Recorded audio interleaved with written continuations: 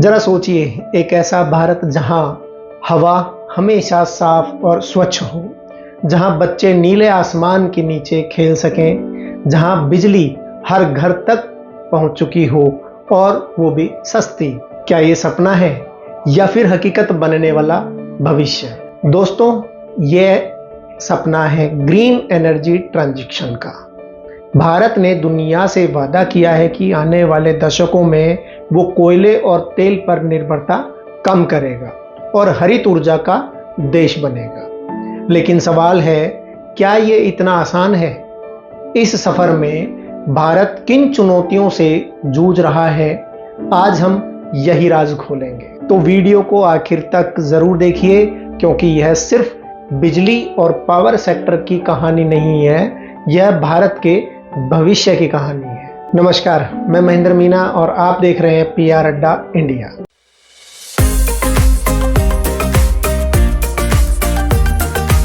आइए आगे बढ़ते हैं और बात करते हैं भारत के ग्रीन ड्रीम प्रोजेक्ट की। भारत ने 2030 तक 500 गीगावाट नवीकरणीय ऊर्जा का लक्ष्य रखा है और 2070 तक नेट जीरो उत्सर्जन यानी कि नेट जीरो का सपना। आज भारत की 70% बिजली कोयले से आती है, लेकिन सोलर और पवन ऊर्जा की क्षमता तेजी से बढ़ रही है। भारत अब दुनिया के टॉप 5 देशों में शामिल है। यह लक्ष्य सिर्फ भारत के लिए नहीं, पूरी दुनिया के लिए महत्वपूर्ण है, क्योंकि जलवायु परिवर्तन का असर सबसे ज्यादा हम जैसे विकासशील देशों पर पड़ रहा है। आर्थिक चुनौतियां क्या हैं साथियों? हर सपना एक कीमत मांगता है। ग्रीन एनर्जी की भी अपनी भारी कीमत है। भारत को आने वाले 10 से 15 साल में $1 ट्रिलियन का निवेश चाहिए, यानी सिर्फ सोलर पैनल या पवन चक्की नहीं, बल्कि ग्रिड, स्टोरेज और ट्रांसमिशन सब चाहिए।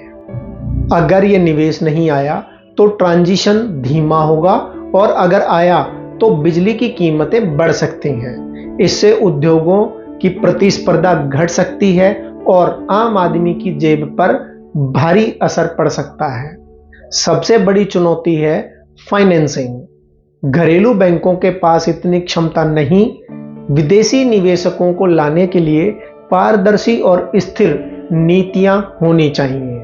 अब बात करते हैं तकनीकी रुकावटों की। सोलर और पवन ऊर्जा हर समय उपलब्ध नहीं होती। इसे कहते हैं इंटरमिटेंसी प्रॉब्लम। सूरज ढलते ही सोलर बंद, हवा रुकते ही पवन चक्की ठप, तो रात में बिजली कहां से आएगी? इसके लिए चाहिए स्टोरेज, लेकिन बड़े स्तर पर बैटरी और हाइड्रोजन स्टोरेज की कीमत अभी बहुत ज्यादा है। आगे बढ़ते हैं और बात करते हैं दूसरी चुनौती, जो हमारा बिजली ग्रिड है। भारत का ग्रिड सिस्टम अभी बहुत पुराना है। इसे स्मार्ट और मॉडर्न बनाना बहुत जरूरी है, वरना ग्रीन एनर्जी का भरोसेमंद सप्लाई देना बहुत मुश्किल हो जाएगा। आइए बात करते हैं सामाजिक और मानवीय चुनौतियों की। अब आते हैं सबसे मानवीय पहलू पर। कोयला खदानों और पावर प्लांट्स में लाखों लोग काम करते हैं। अगर ये उद्योग बंद हुए तो रोजगार पर संकट आएगा।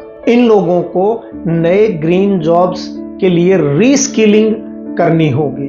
इसके अलावा बड़े सोलर पार्क और पवन फार्म बनाने के लिए हजारों हेक्टेयर जमीन चाहिए। भारत जैसे घनी आबादी वाले देश में यह आसान नहीं है।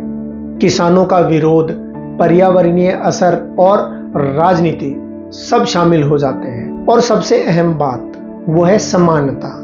क्या ग्रीन एनर्जी गरीब और ग्रामीण इलाकों तक पहुंचेगी या सिर्फ अमीर इलाकों तक सीमित रह जाएगी? यह अपने आप में एक बड़ा सवाल है।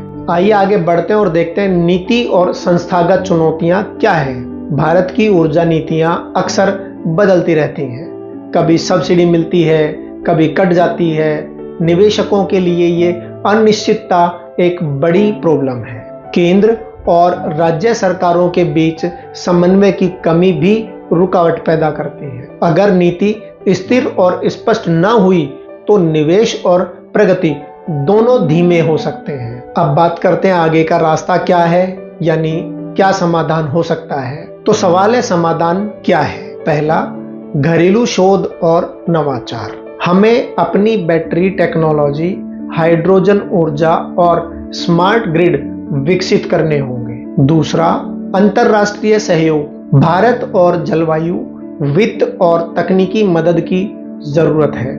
इंटरनेशनल सोलर अलायंस जैसी पहले हमारे लिए एक बड़ी ताकत हो सकती है। तीसरा, स्थिर नीतियां, यानी कि निवेशकों को भरोसा दिलाना होगा, जीवाश्म ईंधन पर सब्सिडी घटानी होगी और ग्रीन एनर्जी को प्राथमिकता देनी होगी। चौथे समाधान के रूप में समान विकास, गरीब और ग्रामीण क्षेत्रों में सस्ती बिजली पहुंचाना, ग्रीन जॉब्स के लिए प्रशिक्षण देना, यह सब बेहद जरूरी है। तो साथियों, भारत का ग्रीन एनर्जी ट्रांजिशन एक कठिन लेकिन जरूरी यात्रा है।